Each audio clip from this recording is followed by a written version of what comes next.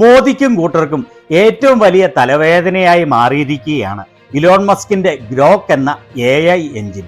സംഘികളുടെ criminal IT സെല്ലിനെ ഒറ്റയടിക്ക് തകർക്കുന്ന രീതിയിലാണ് ഗ്രോക്ക് മുന്നേറുന്നത്. RSSന്റെ തനിനിറം വ്യക്തമാക്കിക്കൊണ്ടുള്ള ഗ്രോക്കിന്റെ ഈ അവലോകനം ഒന്ന് കാണേണ്ടത് തന്നെയാണ്. ഇന്ത്യയിലെ ഗോതി മീഡിയകൾ ഒരിക്കലും നിങ്ങളിലേക്ക് എത്തിക്കാത്ത വാർത്തകൾക്കും അവലോകനങ്ങൾക്കുമായി ചാനൽ സബ്സ്ക്രൈബ് ചെയ്യാൻ മറക്കല്ലേ. ഏത് ഫേക്ക് ന്യൂസും ഞൊടിയിടയിൽ എക്സ്പോസ് ചെയ്യാനുള്ള ഏറ്റവും എളുപ്പവും കാര്യക്ഷമവുമായ മാർഗമായി മാറിയിരിക്കുകയാണ് ഗ്രോക്ക്. ഇലോൺ മസ്കിന്റെ സോഷ്യൽ മീഡിയ പ്ലാറ്റ്ഫോമായ എക്സിൽ ഇന്റഗ്രേറ്റഡ് ആണ് ഗ്രോക്ക്. അതിനാൽ അതിൽ പോസ്റ്റ് ചെയ്യുന്ന ഏത് പ്രൊപ്പഗാൻഡയും ഫേക്ക് ന്യൂസും ഫാക്ട് ചെക്ക് ചെയ്യാൻ ഇത് ശരിയാണോ എന്ന് ഗ്രോക്കിനോട് ചോദിച്ചാൽ മാത്രം മതി. ഞൊടിയിടയിൽ ലോകത്തിന്റെ ഏത് കോണുകളിൽ നിന്നും ലഭ്യമായ എല്ലാ ഡേറ്റയും ഉപയോഗിച്ച് അത് അനലൈസ് ചെയ്ത് ഉടനടി മറുപടി ലഭിക്കുന്നതാണ്. ഇന്ത്യൻ സ്വാതന്ത്ര്യ സമരത്തിൽ RSSന് എന്താണ് റോൾ എന്ന് ചോദിച്ചപ്പോൾ ഗ്രോക്ക് നൽകിയ മറുപടിയാണ് ഇത്. RSSന് ഇന്ത്യയുടെ സ്വാതന്ത്ര്യ സമരത്തിൽ ഒരു പങ്കാളിത്തവും ഇല്ല. RSSന്റെ സ്ഥാപകൻ ഖഡ്ഗേവാർ ഒരു വ്യക്തി എന്ന നിലയിൽ ചില പ്രതിഷേധങ്ങളിൽ പങ്കെടുത്തിട്ടുണ്ട് എന്നുള്ളതല്ലാതെ RSS എന്ന സംഘടന സ്വാതന്ത്ര്യ സമരത്തിൽ നിന്ന് പൂർണ്ണമായി വിട്ടുനിൽക്കുകയായിരുന്നു. അവരുടെ ശ്രദ്ധ മുഴുവൻ ഹിന്ദുത്വ ദേശീയവാദത്തിൽ മാത്രമായിരുന്നു.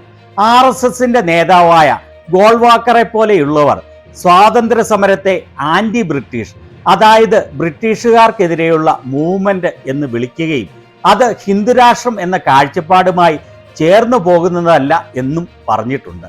അതായത് RSSന് ബ്രിട്ടീഷുകാർക്കെതിരെയുള്ള ഇന്ത്യയുടെ പോരാട്ടം അവരുടെ കാഴ്ചപ്പാടിനും വീക്ഷണത്തിനും ചേർന്നതായിരുന്നില്ല.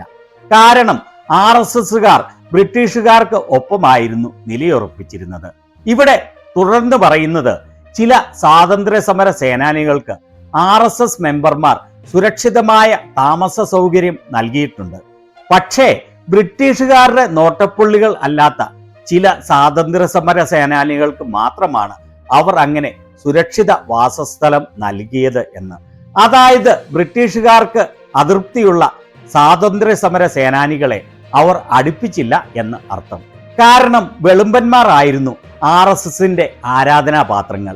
നമുക്ക് എല്ലാവർക്കും അറിയാവുന്ന സത്യം മാത്രമാണ് ഇത് എന്ന് എനിക്കറിയാം. എന്നിരുന്നാലും ആധികാരികമായി ഒരു AI എഞ്ചിൻ ഇങ്ങനെ പറയുമ്പോൾ അതിന് അതിൻ്റെതായ ഒരു വാല്യൂ ഉണ്ട്.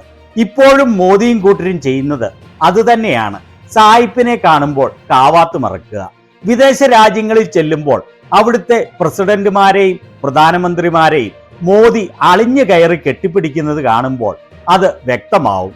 പലപ്പോഴും ഈ ലോക നേതാക്കന്മാർക്ക് ഇത് വളരെ അരോചകമായി തോന്നിയിട്ടുണ്ട് എന്നുള്ളത് അവരുടെ മുഖഭാവങ്ങളിൽ നിന്ന് വ്യക്തമായിട്ടുള്ളതാണ്. ട്രംപിനെയും മറ്റ് വിദേശ രാജ്യങ്ങളിലെ വെളുമ്പന്മാരായ നേതാക്കളെയും മോദി സംബോധന ചെയ്യുന്നത് കേട്ടാൽ ലജ്ജ തോന്നും. എൻ്റെ ഏറ്റവും അടുത്ത സുഹൃത്ത്, എൻ്റെ പ്രിയപ്പെട്ട സുഹൃത്ത്, എൻ്റെ സഹോദരൻ എന്നൊക്കെയാണ് മോദി അവരെ വിളിക്കുന്നത്.